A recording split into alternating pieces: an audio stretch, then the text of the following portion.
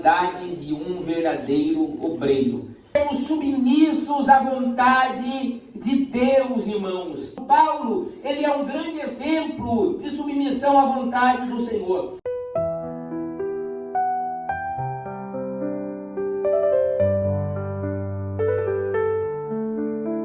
Um padrão de qualidade, porque é isso que Deus quer de nós. O homem, ele sem Deus, ele é capaz de fazer muitas coisas.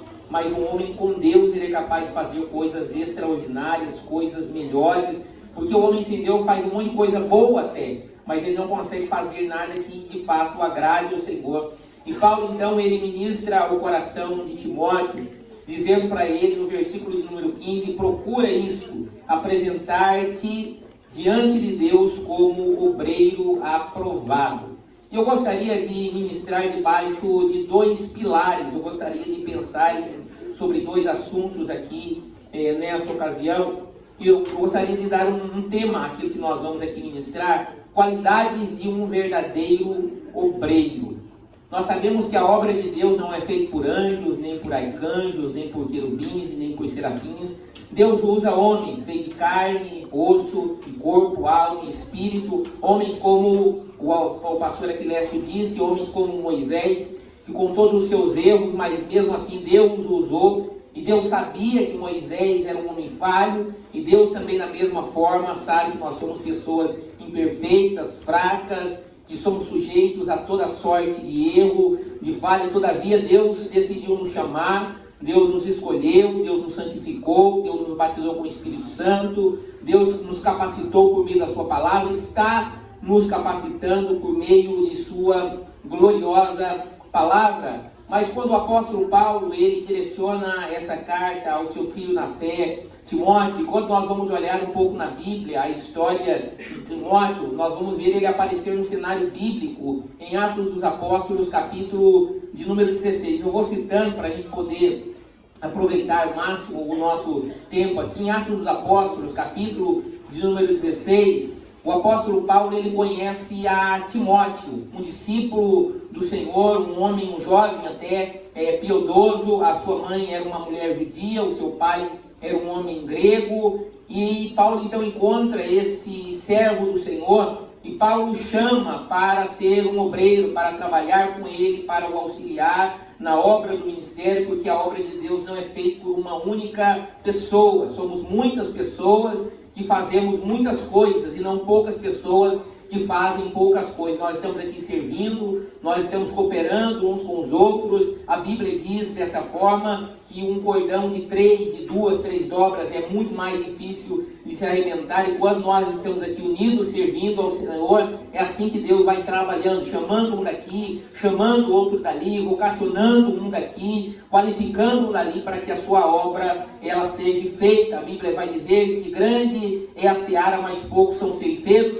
mas nós devemos rogar ao Senhor da seara para que envie mais trabalhadores, porque quanto mais trabalhadores nós tivermos para fazer, para executar a obra do Senhor, certamente mais pessoas também ouvirão dessa graça maravilhosa que nós ouvimos, vão poder também se alegrar com o mesmo Espírito que dentro de nosso coração gera alegria. O apóstolo Paulo, então, ele conhece esse jovem chamado Timóteo e o chama para auxiliar.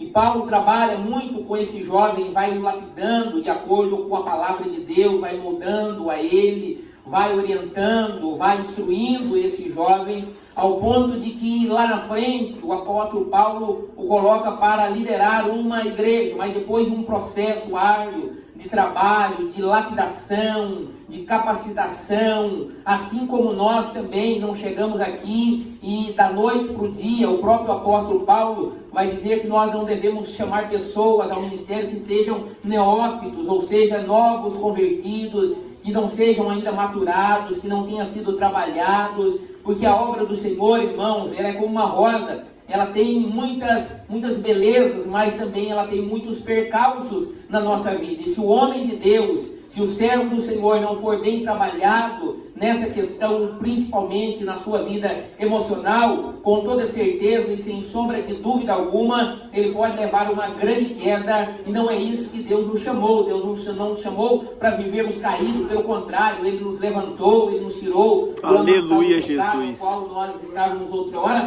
e nos chamou Bendito para é o o teu reino nome, Jesus. do amor do seu Filho. Paulo, então, ele começa a trabalhar com esse jovem, chamado Timóteo. Ele vai trabalhando. O nome Timóteo ele tem um significado muito importante, né? A palavra grega ali é timeu, mas é teos, que significa precioso para Deus. Deus nos chamou para sermos preciosos para Ele. É isso que Deus faz na nossa vida, porque Ele colocou dentro de nós o seu Espírito. O Espírito Santo, Ele habita dentro de nossos corações. Deus depositou dentro de nós um bom depósito. Nós éramos apenas um vaso de barro vazio, mas Ele colocou do seu Espírito dentro de nosso coração, e por isso nós somos preciosos aos olhos de Deus. Deus, como Aleluia, Jesus. Se Ele Jesus. fosse um empresário, Ele investiu tudo em você. Ele investiu tudo no seu coração para que você seja uma ferramenta e um agente missionário nas mãos do Senhor, um obreiro de valor.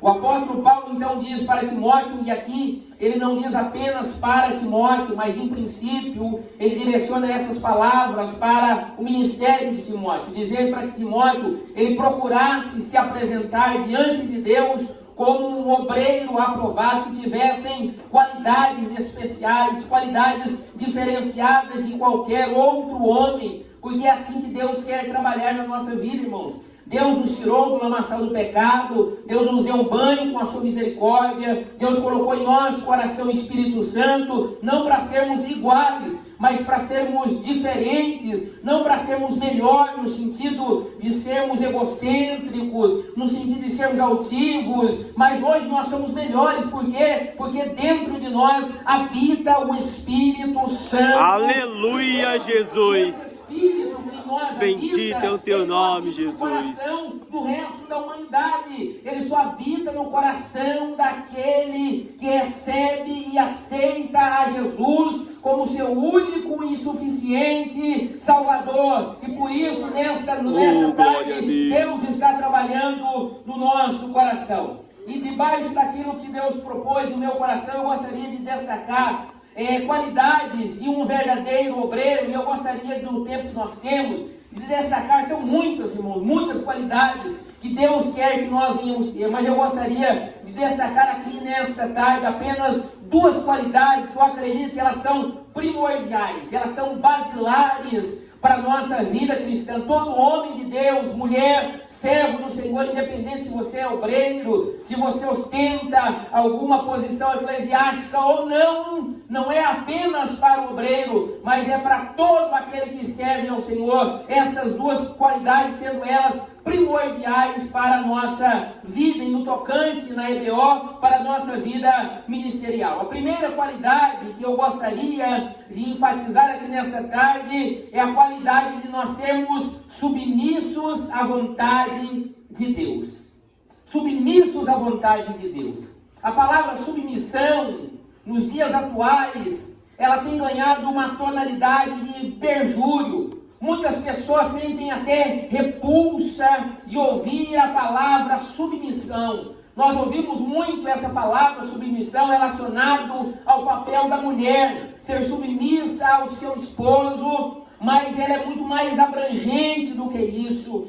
Ela ultrapassa, ela transcende a questão do matrimônio e é aplicada também para a nossa vida com Jesus, o nosso ministério de servirmos a Ele com todo o nosso coração. Sermos submissos à vontade de Deus, irmãos. É isso que Deus quer para a nossa vida. E um grande exemplo de submissão, foi falado aqui sobre o apóstolo Paulo, e é difícil, irmãos, nós não pregarmos e não citarmos o apóstolo Paulo, porque ele foi um grande ícone no seu tempo, ele foi um homem. O que tinha de diferente na vida de Paulo era o Espírito do Senhor que estava sobre ele. Assim como foi falado de Moisés com todo o seu defeito, mas o que tinha de diferente na vida de Moisés, com todos os seus percalços, todavia ele foi uma ferramenta na mão de Deus. Assim como Davi, com todo o seu erro, com todo o pecado que ele cometeu, a Bíblia diz que ele foi o homem segundo, foi chamado homem segundo o coração de Deus, não por causa dos seus erros, mas por causa dos seus acertos, porque erros, irmãos, não precisa contar, nós temos inúmeros, mas Deus quer exaurir de nós algumas qualidades, para que a nossa vida ela possa ser um espelho, para que a nossa vida possa ser um exemplo, para que a nossa vida possa ser um modelo para algumas pessoas, a partir de que a nossa vida é modelada pela palavra de Deus. Então a primeira qualidade de um verdadeiro obreiro é aquele obreiro que ele é aquele servo, aquela serva que é submissa à vontade de Deus. O apóstolo Paulo, ele é um grande exemplo de submissão à vontade do Senhor. E eu gostaria de ler um texto que está em Atos dos Apóstolos, capítulo de número 21. Os irmãos que são amantes da palavra de Deus conhecem bem as Escrituras Sagradas, têm avidez pela leitura da Bíblia e gostam e têm amor por ela. E eu gostaria de ler aqui em Atos dos Apóstolos, capítulo de número 21, do versículo 10 até o versículo de número 14. Olha o que vai nos dizer o texto. E demorando ali por muitos dias, desceu da Judeia um profeta chamado Ágabo. E o que esse profeta profetizou? E ele chegou com o propósito de falar conosco. E assim que nos encontrou, tomou o cinto de Paulo, amarrando os seus próprios pés e as suas mãos, profetizou. E qual foi a profecia dele? Dizendo: assim diz o Senhor, assim diz o Espírito Santo, desta maneira, assim os judeus em Jerusalém amarrarão o homem a quem pertence esse cinto, e o entregarão na mão dos gentios. Ouvindo, assim que ouviram tal revelação, nós e todo o povo local suplicamos a Paulo que não subisse a Jerusalém. Paulo ele recebe uma profecia, e a profecia foi dada pelo Espírito Santo, porque está em letra maiúscula, assim diz o Espírito Santo. Não era aquela profecia ou aquela profetada, era uma profecia de Deus para o apóstolo Paulo. Olha, assim como eu estou amarrando os meus pés e as minhas mãos, assim também farão com o dono desse cinto. E Paulo, ouvindo esta palavra, Paulo ele não temeu, pelo contrário, os irmãos conhecem a história bíblica, a narrativa, ela continua no versículo de número 13. Então Paulo declarou: por que fazer isto? Não chorais, pois assim fazendo partir o meu coração. Eis que estou pronto, não apenas para ser amarrado, mas também a morrer em Jerusalém, pelo amor de Jesus Cristo, nosso Senhor. Paulo, irmãos, Welcome. Hello. E aí, beleza? Como é que você tá? Tudo bem? Estamos aí. Estamos junto nessa aí. Sempre. Glória a Jesus. Glória a Deus. Tu és santo, poderoso e fiel, Jesus.